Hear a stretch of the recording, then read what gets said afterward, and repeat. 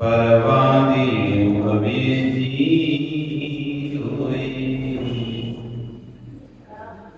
नमो अरिहंताणं नमो सिद्धाणं नमो आयेयं नमो वज्रायं नमो लोरे सर्वसां बोले सर्वेष्टि भगवान की आदिनाथ भगवान की वर्तमान शरसने महावीर भगवान की भूताएं पाटना भगवान की आचार्य कुंदे स्वामी महाराज की आचार्य विश्वेश्वर जी महाराज की अहिंसा में विश्व धर्म की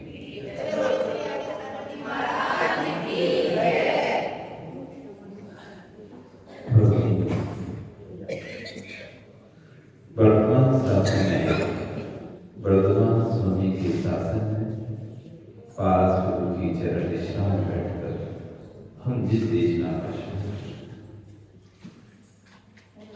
आचार्य माता कह रहे हैं जब जगत में कहीं शरण ना मिले जब जगत में कोई शरण ना मिले तो प्रभु की शरण चले जब आपके दिन अच्छे ना हो समय अच्छा ना चल रहा हो किसी की शरण आए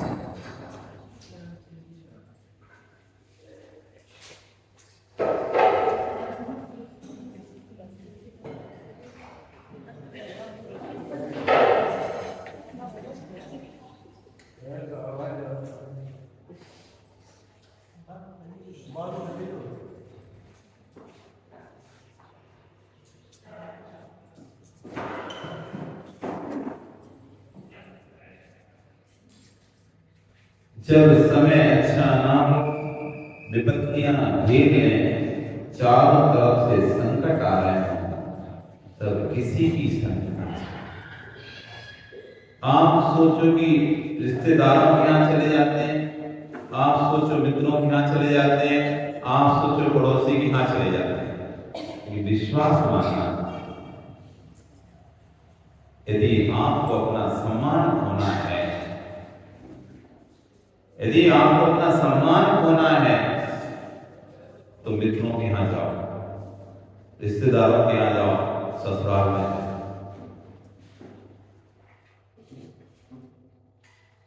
विपत्ति के समय में जहां पर धन ने साथ छोड़ दिया विपत्ति के समय पर जहां पर लोगों ने साथ छोड़ दिया विश्वास मानो तुम्हारा पुण्य तुम्हारा साथ छोड़ चुका है पुण्य यदि तुम्हारा साथ रहता तो विपत्ति आ ही नहीं सकती थी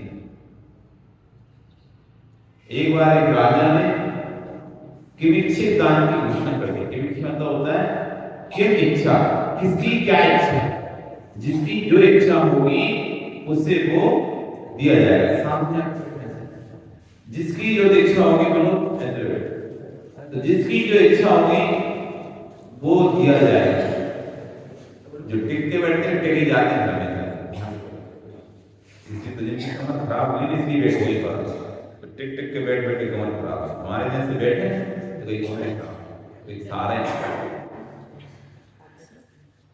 एक राजा ने किमिच्छित दान की घोषणा की किस कौन से दान की किमिच्छित यानी जिसकी जो इच्छा है वो लेके जाए अब वहां पर तो तांता लग गया लोगों का ले जाने वालों का कोई हीरे कोई मोती कोई जवाहरात कोई पैसा जिसको जितना चाहिए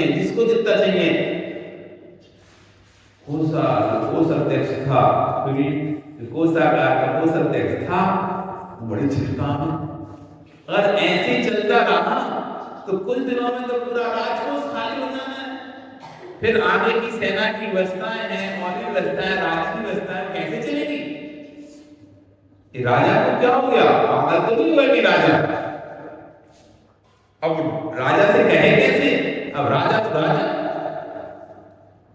तो मंत्री के पास जाता है मंत्री महोदय इसी तरह चलता रहा तो आने वाले 10-15 दिनों में कोष पूरा खाली हो जाएगा। और फिर सेना की व्यवस्थाएं और भी सारी व्यवस्थाएं फिर कैसे होंगी? मंत्री भी चिंतित। अब राजा से बोले कौन? बिल्ली गले में घंटी बांधे को? अरे चूहों के बीच में ये चर्चा चल रही है कि बिल्ली चूहों को खा जाती है, इसलिए जब बिल्ली आए तो पता चल जाए। एक ने सलाह दी, एक काम करो, बिल्ली गले में घंटी बांध दो, तो जब बिल्ली आएगी तो पता चल जाएगा। लेकिन उन चूहों में से बिल्ली गले में घंटी बांधे कौन? जो बांध जाएगा वो खा जाएगा। हिम्मत करे कौन कि चलो बिल्ली गए। सलाह तो अच्छी है कि बिल्ली गले में घंटी बांध दे रहे हैं, जब भी बिल्ली आएगी घंटी बजेगी तब अपन लोग अलर्ट हो जाएंगे।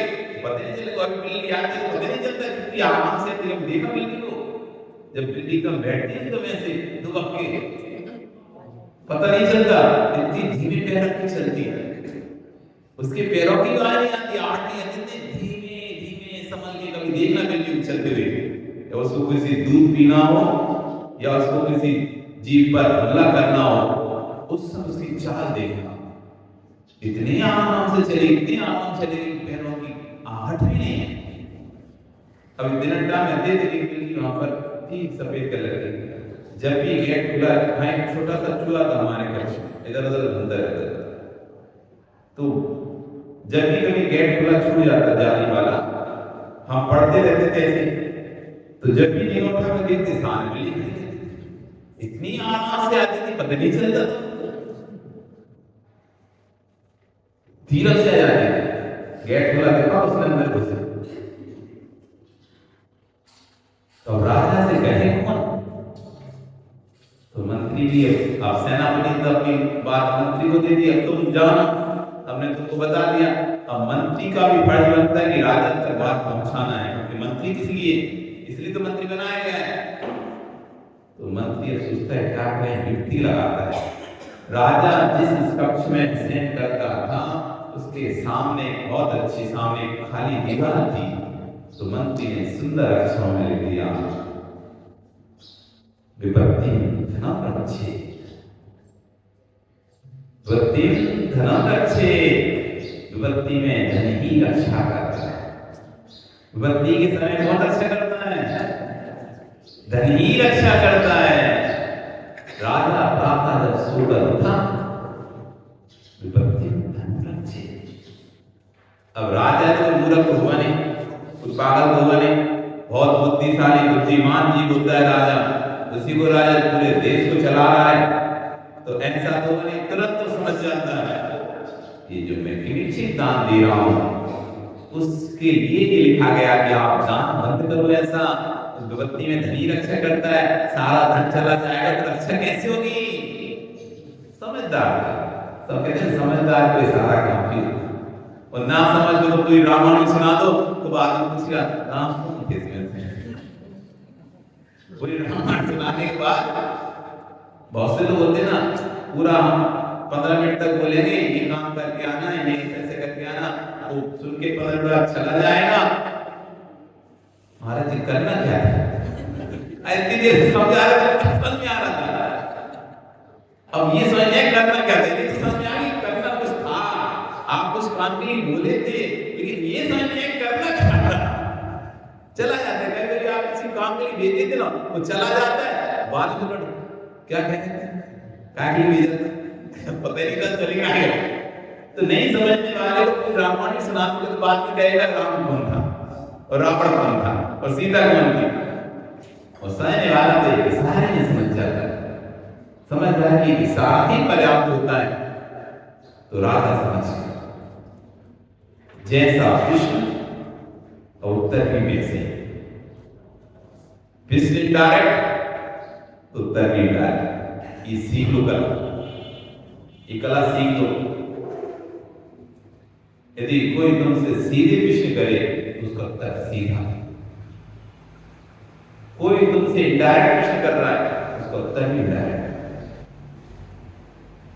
अरे नरेश जी हम इतिहास के लिए ऐसा क्या, अच्छा सामने तुम्हारे नाम डायरेक्ट तो तुमसे कहा है, दूसरे ने आकर आपसे कहा कि हमको व्यक्ति आपसे आप लड़ने पहुंचे, तुम हमसे ऐसा, तुम हमारे लिए ऐसा बोल रहे थे, तुम्हारे लिए ऐसा बोल रहे थे, गड़बड़ हो जाएगा, गड़बड़ हो जाएगा। इनडायरेक्ट कृष्ण आया, अब उसकी खोज करो, उसकी खोज करो, क्या ये वास्तविकता सही है, सामने वाले ने ऐसा कहा है कि नहीं कहा। तुरंत एक्शन में कोई ने कुछ कहा आपके बारे में और आपको तीसरे से पता चल रहा है कि वो व्यक्ति ऐसा कह रहा है, तुरंत बात का मत आया। ये तो लोग सबसे बड़ी भूल होती है, तुरंत बातों में आ जाते हैं। बेटी की माँ कह रही है, माँ ऐसा बोलती है, तुम क्रोधित हो, माँ ऐसा बोली, बहू ऐसा बोली, तुम क्रोधित हो। तुमने सच्चाई जानने की कोशिश ही नहीं की, तुमको जिसके प्रति राग था तुम्हें उसकी बात सही लगी। यदि माँ के प्रति राग है, माँ ने कहा कि बहू ने ऐसा बोला, तुम जाके एकदम चिल्लाना शुरू कर दोगे, गुस्सा करना शुरू कर दोगे, क्योंकि तुम तो थे नहीं था जब क्या बोला गया था, क्या नहीं बोला था और किस परिस्थिति में बोला था। ठीक है बोला था, लेकिन उस समय परिस्थिति क्या थी ये तो आपको कुछ भी नहीं पता, और आपको तो सीधा बोला, बहू ने ऐसा बोला हमसे, और तुम जाकर घर में चिल्लाने लगे, गुस्सा करने लगे, शुरू कर काम बिगड़ जाए। बेटी की माँ ने कहा कि माँ ने ऐसा बोला और तुम जाके माँ को समझ में नहीं आता, मतलब तो क्यों बोलती है ऐसा बार बार, गुस्सा करने लगे, काम बिगड़ जाए।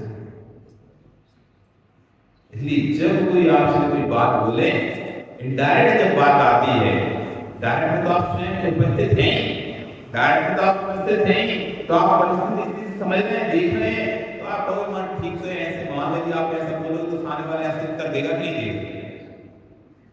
अब कोई व्यक्ति क्रोधित है, दुखी है, तुम उसके पास जाओ और सलाह दे तो तुम्हें धक्का भी दे, उस समय गुस्सा भी कर दे, और उसमें धक्का, तुम गए ही गलत समय पे थे।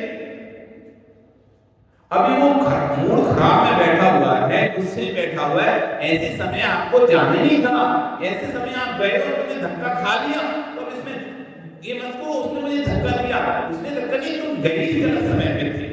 कभी कभी अपन किसी की लड़ाई के बीच बचाव में जाते नहीं जाते, दो लोग लड़ रहे होते पर पीछे चले जाते हैं, एक धक्का या एक आध थप्पड़ अपन नहीं पड़ जाते बचे में।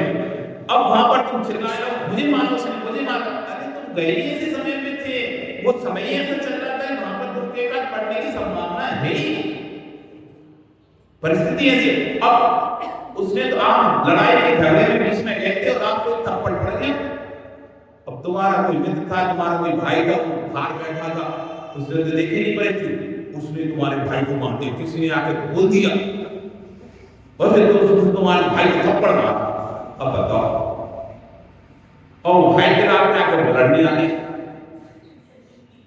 बात ही पता नहीं करी कि वो थप्पड़ पड़ने के स्थान पे गया था, दो लोगों की लड़ाई के पीछे गया था, तो बचाव करोगे तो एक आध तो आपको ठोकर लग ही जाएगी। उपस्थिति मालूम नहीं थी, उपस्थितियों को जाने बिना चले गए, अनर्थ हो जाएगा, अनर्थ। घर में लड़ाई बढ़ क्यों नहीं है, झगड़े बढ़ क्यों रहे हैं, ये लड़ाई बढ़ क्यों रही है, झगड़े बढ़ क्यों रहे हैं, क्योंकि परिस्थिति को नहीं समझ पा रहे। क्यों नहीं समझ, क्यों बढ़ रहे हैं, क्योंकि हम जानकारी ले नहीं पाते पूरी अच्छी तरह से और निर्णय पहले कर देते, सुनते बाद में हैं, निर्णय पहले कर लेते हैं। हम वो व्यक्ति गलत है, बस आपने निर्णय कर रखा है हम वो व्यक्ति गलत है, अब वो कुछ भी बोले तो यही लगता है ये व्यक्ति गलत है, आपके तो आपका सेट हो गया ये व्यक्ति गलत है। अब चाहे गलती किसी की भी हो, तुम्हें गलती उसी की दिखेगी। एक बार जिसके दिमाग में बैठ जाता है कि व्यक्ति गलत है, अब वो सही भी करता है ना, तो आपको लगता है गलती इसी की, इसने की ऑफर पर। जैसे एक छोटा उदाहरण दे देंगे, बंदे ने एक गिलास रखा हुआ है सामने, आप निकले और आपके पैर से गिलास में ठोकर लग गई, तो आप क्या बोलोगे गणेश जी? नहीं, ये बीच में गिलास किसने रखा? आप निकल रहे थे और एक गिलास में ठोकर लग गई, आप क्या बोलोगे? ये बीच में गिलास किसने रखा? ये कोई गिलास रखने की जगह है? ये कोई गिलास रखने की जगह है? ये बीच में गिलास किसने रखा?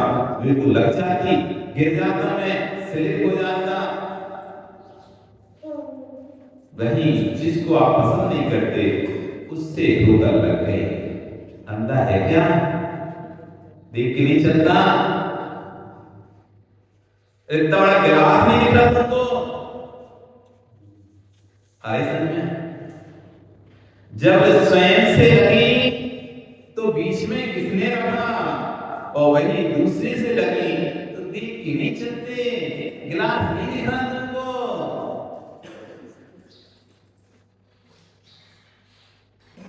ये स्थिति है। तो राजा ने जैसे ही देखा, पुण्यात्मा की विपत्ति, पुण्यात्मा पर विपत्ति कैसी? विपत्ति धन रक्षित किया गया था, विपत्ति धन रक्षित, विपत्ति में धनी रक्षा करता है। पुण्यात्मा की विपत्ति, पुण्यात्मा पर शांति विपत्तियां, कैसी विपत्तियां? जब पुण्यात्मा है तो विपत्ति कैसे आएगी? अगले दिन जब मंत्री देखता है तो है विधेयक, अब प्रश्न ऐसा था, उत्तर में ऐसा मिल गया, अब ना कुछ बोल नहीं सकते। लेकिन फिर मंत्री भी मंत्री, तो मंत्री ने फिर लिखा, क्वचित कदाचित, क्वचित कदाचित, कभी कभार आ जाती, क्वचित कदाचित, पुण्यात्मा पर विपत्ति आ जाती, क्वचित कदाचित। अगले दिन राजा देखता है, अरे अब ऐसा है कि एक व्यक्ति था, वो सोच रहा था कि मैं सामने वाले के एक एक उंगली को छेदूंगा, एक एक अपने बाणों से एक एक उंगली को छेदूंगा, उसके पूरे अंग में छेदन करूंगा बाण से। तो एक एक उंगली से उसके छेदन कर रहा है दूसरे वाले के, कहीं उसकी उंगली में बाण लगा रहा है, कहीं उसके अंगूठे में बाण लगा रहा है, कहीं इधर लगा रहा है। ये तो पागल है। और दूसरे ने एक बाण चलाया, सीधा गले में जाके लगा। अरे उंगली में छेदन कब तक करते रहेंगे? एक सीधा बाण गले में जाकर लगा, प्राण खत्म। अब राजा ने कहा ये तो चलता ही रहेगा, ऐसा उत्तर दो कि फिर कोई पिछले ही खड़ा, ऐसा उत्तर दो कि फिर कोई पिछली खड़ा ना हो। तो राजा ने कहा, रक्षित संरक्षित धनम नश्यते, अर्जित धनम नश्यते। यदि कभी विपत्ति आ जाएगी पुण्यात्मा पर तो रखा हुआ धन भी नष्ट हो जाए। ये मत सोचना तुम अपना जितना जोड़ जोड़ कर रखकर बैंकों में बैलेंस सुरक्षित रहेगा, तिजोरी पैसा सुरक्षित रहेगा, कितनी जब विपत्ति आए, संकट आदि काम में आए, ये बिल्कुल भी मत ध्यान रखना कि उस काम में आएगा।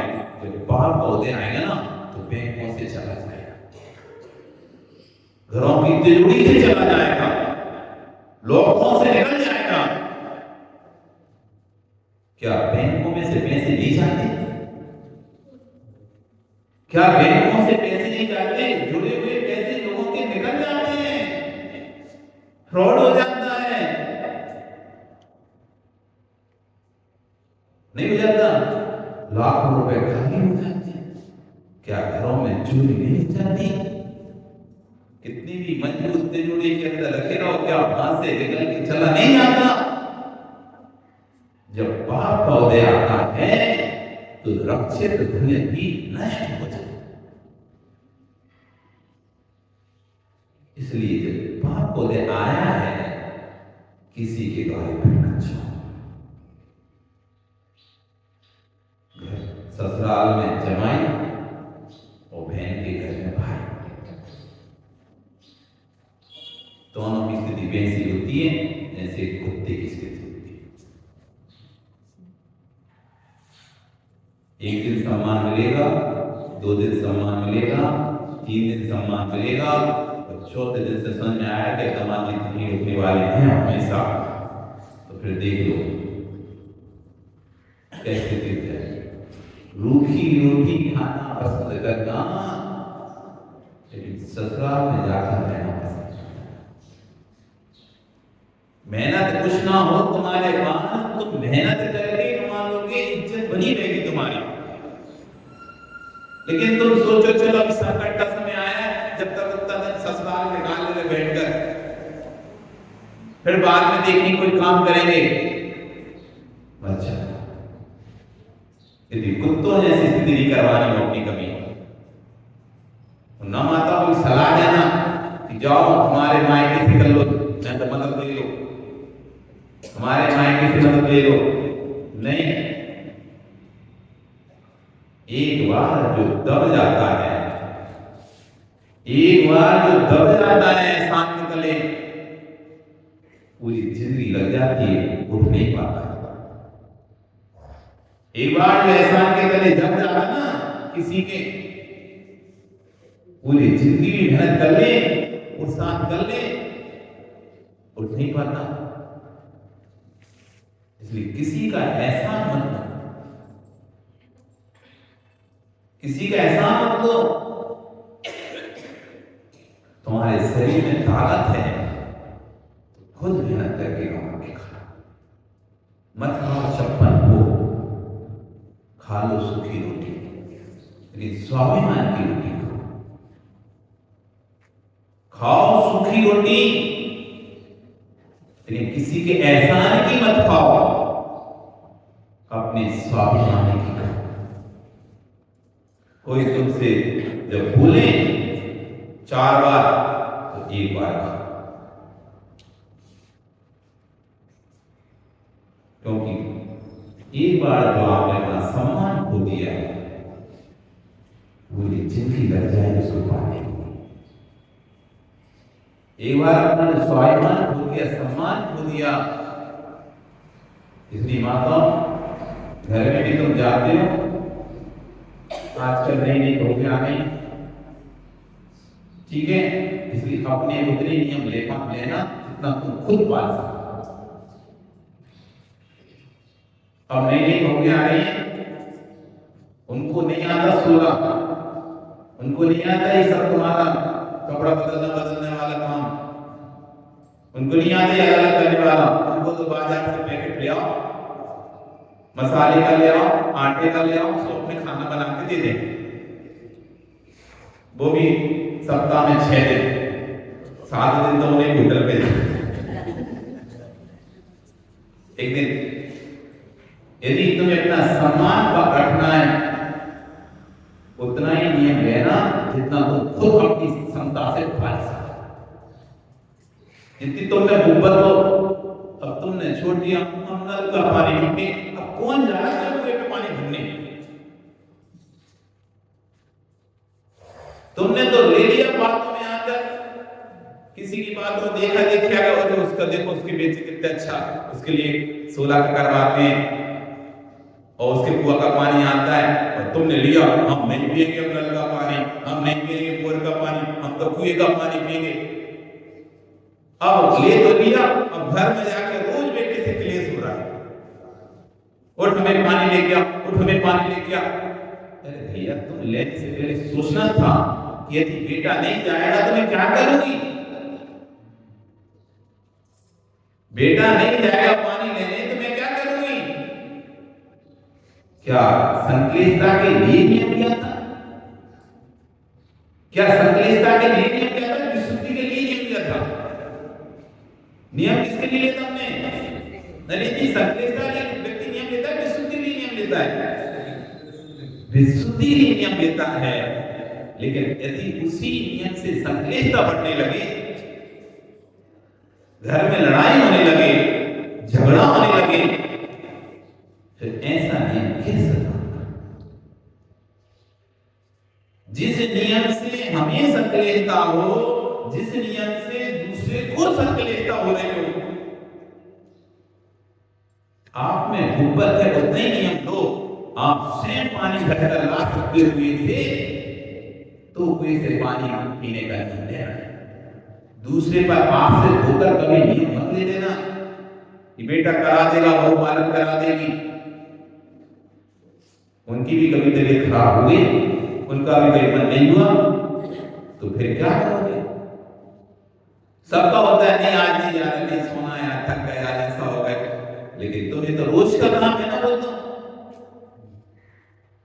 इसलिए स्वयं में ताकत हो सोले का खाने का, स्वयं बना के खा सकते हो तो सोले के खाने का नियम लेना।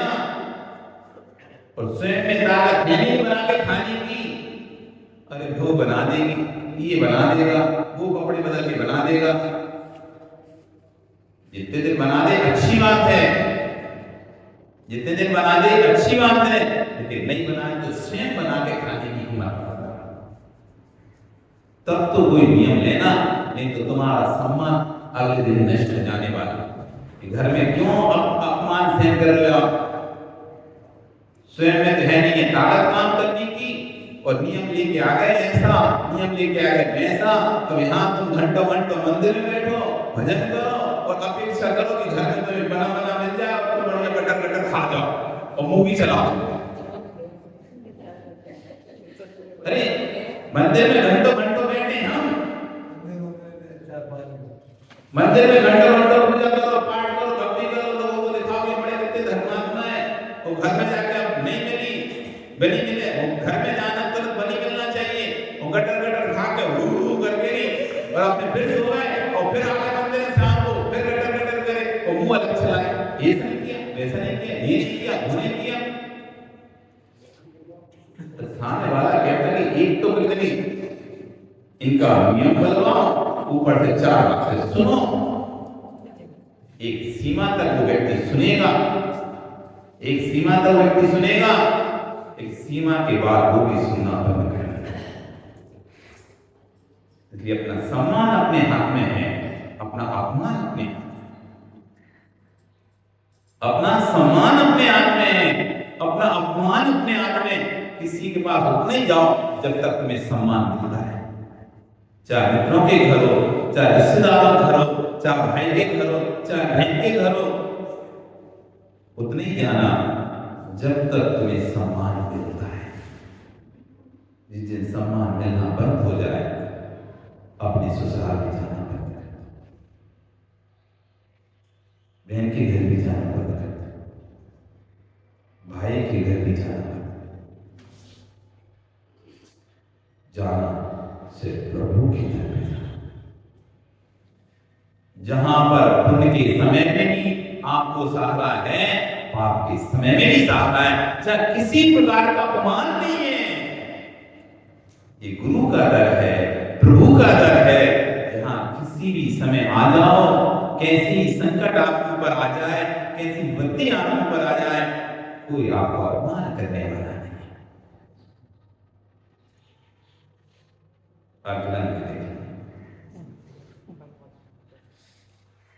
एक भाई, दोनों भाई ने सारा ले लिया था आपका। अब किसके यहाँ जाएं? जो भाग में वही सही, और अगलन कमल पद के नीचे डूब जाता है। लिखलन तो भाग रहा है, सामने दूरी का लड़का मिलता है, क्या कर रहे भैया? अरे जल्दी भागो, पीछे से सैनिक आ रहे हैं, जो भी रास्ते मिल रहा है उसकी गर्दन को काटते हुए चले जा रहे हैं, उसको मारते हुए चले जा रहे हैं। अरे और वो भी उसके साथ भाग रहे हैं, दोनों भाग रहे हैं। जितनी ताकत शक्ति और मनुष्य की शक्ति एक होना है। घोड़ों की जो दौड़ है सबसे ज्यादा तेज है, इसलिए तुम्हारे घर में जो मशीन आती है उसमें क्या लिखा होता है पता है? Horse power. कौन सी पावर? हॉर्स। अभी तक समझे नहीं होगे तुम। जितना ज्यादा horse power, 1 horse power, 2 horse power, 3 horse power, क्यों? उतनी तेजी से फेंकेगा पानी। जितनी हॉर्स पावर मशीन होगी ना, उतनी तेजी से पानी को प्रेशर आएगा। जितनी तेजी से घोड़ा दौड़ता है उतना तेजी से कोई और नहीं दौड़ पाता। इसलिए घोड़ों की रेस चलती, गधों की नहीं चलती। रेस किसकी होती है? घोड़ों की होती है, गधों की नहीं होती। इसलिए घोड़ों की आगे कोई भी दौड़ नहीं लगती। कोई भी तिरंज पक्ष है ना, कोई भी घोड़े के आगे नहीं दौड़ता। इतना पावरफुल होता है, इतना फुर्तीला होता है घोड़ा। सवारी गाड़ियों में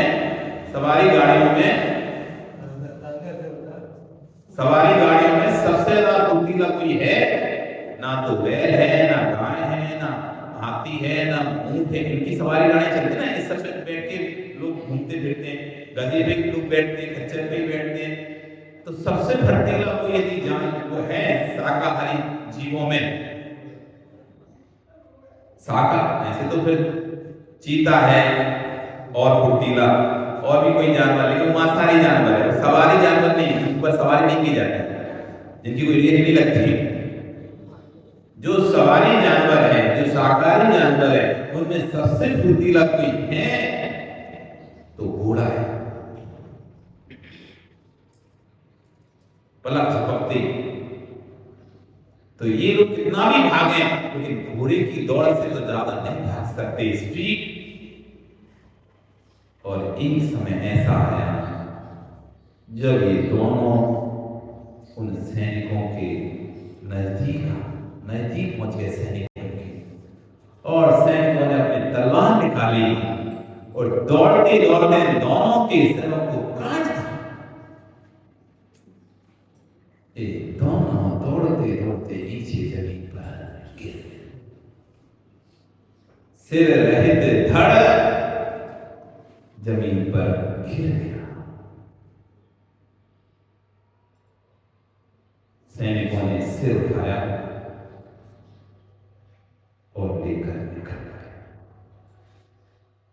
सैनिकों को तो 2 सिर चाहिए थे, 2 सिर चाहिए, पता नहीं था कौन 2 हैं, बस 2 सिर चाहिए हमें। तो क्योंकि आदेश था 2 लोगों के सिर लेके आना है, दोनों भाइयों के होंगे, यही दोनों भाई,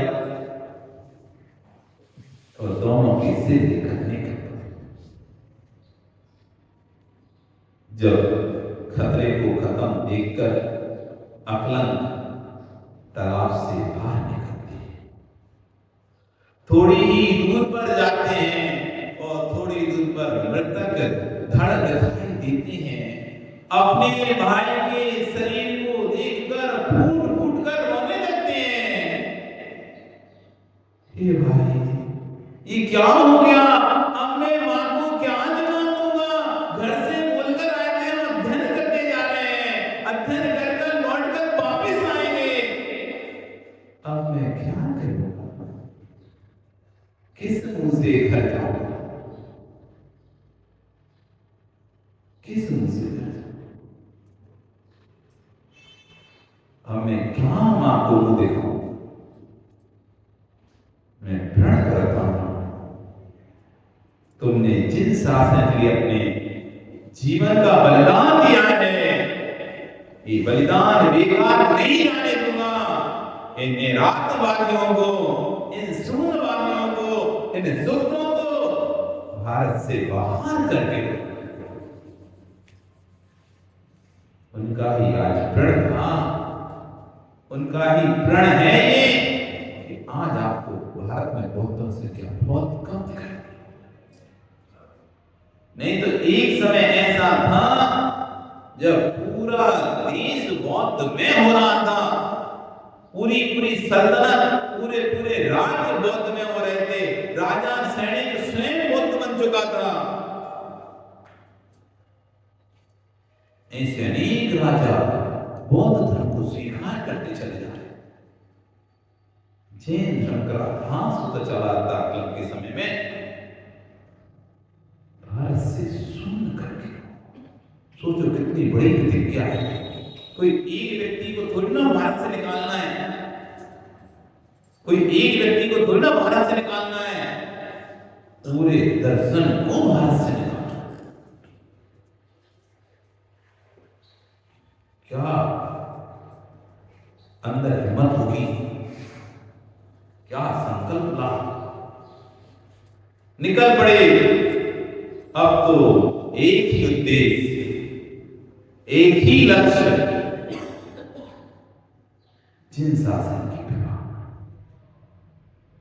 आप करने जा रहे हो। जिन शासन प्रभावना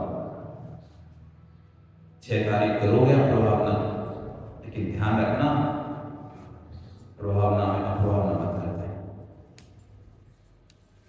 इधर तो तुम संयम के नाम से जा रहे हो, मौन होकर जा रहे हो, और रास्ते में खाने पीने का। इधर तो आपके साधु आमरण अनशन पर बैठे हैं, आमरण अनशन पर बैठे हैं। उधर तुम रास्ते में आधा घंटे भी अपने मुंह को बंद नहीं करते हो। तो इससे शर्म की बात क्या? तुम्हें आधा घंटे में मेरी प्यास लगने लगे, आधा घंटे में चाय की याद आने लगे, तो तुमसे ज्यादा शर्मनाक बात किसकी होगी कि एक अपने जीवन को दांव पर लगाकर बैठा हुआ है, तो 1 घंटे भी अपने मुंह को बंद नहीं कर रहा है। 1 घंटे भी अपने मुंह को बंद ना कर पाओ तो तुमसे ज्यादा अभागा कौन होगा। इसलिए जब भी प्रार्थना करने निकलो धर्म की, तो जितना खाना है घर से खा के निकलना, जितना पीना है घर में पी लेना, लेकिन रोडों पर पीते खाते हुए नहीं दिखाई देना चाहिए। रोडों पर इतने तुम असक्त नहीं हो कि 1 घंटे भी बिना पानी के ना रह पाओ। कोई पानी दे तुम्हें तब भी लेना है। हम देखते हैं जलूस निकलता है, लोग पानी के लिए आपके लिए, और आप तो ऐसे बढ़ते हो जैसे कि तुमने कोई पानी पिया हो जिंदगी में। तो फ्री की बोतल मिलती है, ऐसे झपटते फ्री की बोतल में। घर पे जैसे अब घर पे कहां से मिलेगी बिस्लरी की, पी ले रहे 10 रुपया की, एक ही जगह 2 लेते हैं, ऐसे झपटते हो। नहीं, हमारा जो जुलूस निकलेगा, हमारा जो विरोध प्रदर्शन है, अहिंसात्मक के साथ संयमात्मक भी है। संयम के साथ जाएंगे, किसी प्रकार का खाना नहीं, किसी प्रकार की चाय नहीं, किसी प्रकार का पानी नहीं। जब तक हम उसमें शामिल हैं तब तक अपने आप को संयमित रखेंगे, अपने जीवन को, अपनी चर्या को संयमित रखेंगे, जिससे लोग भी देखें। हाँ, नहीं तो तुम इधर जा रहे, एक हाथ में डंडा पकड़े हो, एक हाथ में झंडा पकड़े हो। कोई झंडा पकड़ा है, कोई तख्ती पकड़ा है, और गुडुर गुडुर गुडुर गुडुर गुडुर चल रहा है ना। और फिर जगह जगह आप फेंक रहे, तो गंदगी भी करते जा रहे, और अच्छा भी प्रतीक नहीं हो रहा कि क्या इतना भी संयम नहीं है कि 1 घंटे हम पानी ना पी पाते। इतनी भी गर्मी नहीं पड़ रही, ठंडी पड़ रही, इसमें तो वैसे ही आदमी का प्यास नहीं लग रही। पर आदत जो है वो बड़ी खराब चीज है। आदत जो है ना, आदमी प्यास लगे नहीं लगे 2 घूंट पी के पिएगा। बोतल मिल रही है, प्यास लग रही नहीं मिल रही है ना, तो लेके खोल के 2 घूंट पिएगा, फिर वाले फेंक देगा 2 घूंट के बाद। पूरा पीना नहीं उसे, पर 2 घूंट पीने की आदत पड़ चुकी है। लेकिन अपने उस जीवन को संयमित करो तब, क्योंकि संयम से बड़े बड़े कार्य बनते हैं, संयम से बड़े बड़े कार्य बनते हैं। आप जब संयमात्मक होकर किसी कार्य को करने जाते हैं तो कार्य होता है, और असंयम से कार्य को करते हैं तो कार्य की विघ्न को प्राप्त होता है। शरीर पड़ा हुआ है, तुमने अपने प्राणों का बलिदान किया भाई। जिन शासन के लिए मैं तुम्हारा बलिदान जाने नहीं दूंगा, और बिहार से लेकर दक्षिण तक, उत्तर से लेकर दक्षिण तक निकल पड़े अकलंग जिन शासन का संघनाद करने के लिए। मैं अकलंग जो भी वादी मुझसे बात करना चाहता है, मैं तैयार हूं। और अपना शंखनाद बजाते बजाते पहुंच गए दक्षिण में कांचीपुरम। ये वो स्थान था कांचीपुरम जहां पर बौद्धों का सबसे बड़ा उस समय राजा रहता था, जिसकी आज्ञा सभी लोग स्वीकार करते थे। ऐसे उस सभा में पहुंच गए। मैं अकलंग, भट्ट अकलंग, जिन शासन का प्रावधान यदि किसी में सामर्थ हो तो मुझे बार बार में हरा कर दिखाए। चुनौती देता हूं, राजसभा में चुनौती। सब बौद्ध भिक्षु, राजा, सभी लोग बैठे हुए हैं। राजा बौद्ध भिक्षु की ओर देखता है, क्या चुनौती दे रहा है आपके धर्म को? मेरा धर्म सर्वश्रेष्ठ, मैं अकलंग, कोई मुझे हरा कर दिखाए, मैं उसकी दास्ता स्वीकार करूं। बच्चा ये क्या बात करेगा? बड़े बड़े यहां पर धुरंधर विद्वान बैठे हुए हैं। खड़ा हो जाता है विद्वान, तुम क्या बात करोगे? एक ही बार में हार जाओगे? ठीक है, हार जाऊंगा तो मैं आपकी दास्ता स्वीकार करूंगा। नहीं, ये कोई, तुमने जब इतना चुनौती दी है तो इतनी छोटा सा उसमें उसका प्रतिफल नहीं होना चाहिए।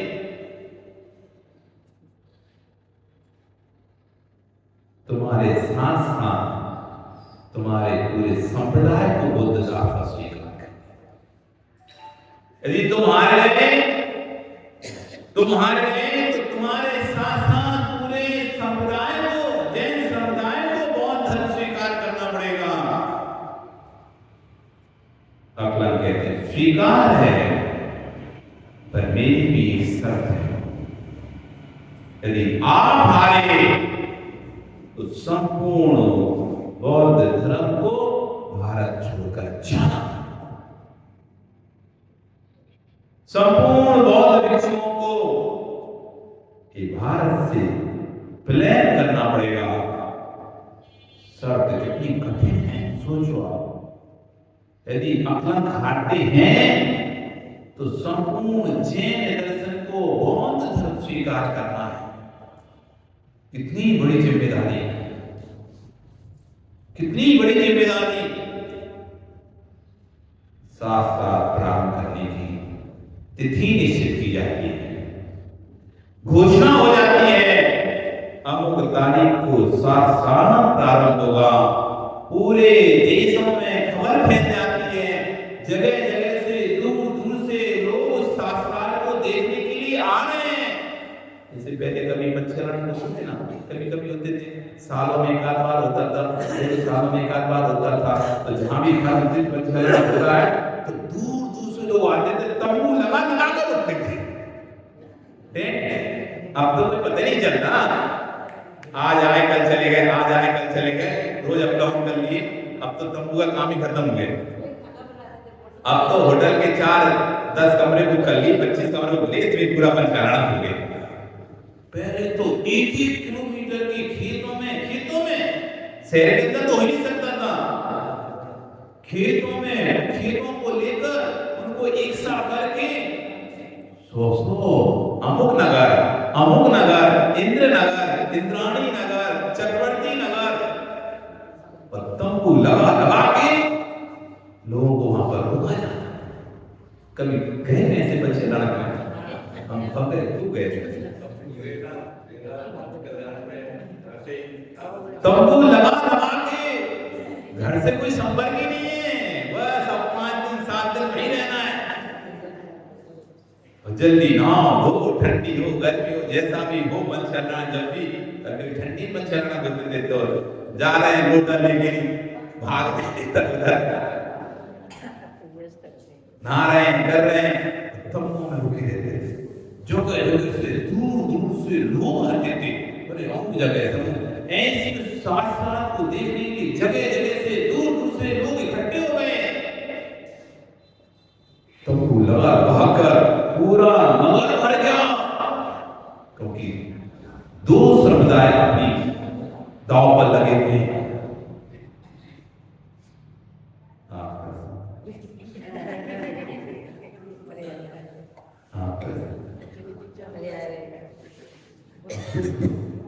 क्या होता है, दो समुदाय के तंबू लगा के गाड़ के बैठ चुके हैं। कल साफा चालू होने वाला है। कल क्या होने वाला है? साफा चालू होने वाला है। क्या प्रश्न होंगे, क्या उत्तर होंगे, कैसे हारेंगे, कैसे जीतेंगे, क्या क्या होगा उस रास्ता में, सब मिलके पूरी भगवान आप ही सामने कल फिर आते कल फिर पूरी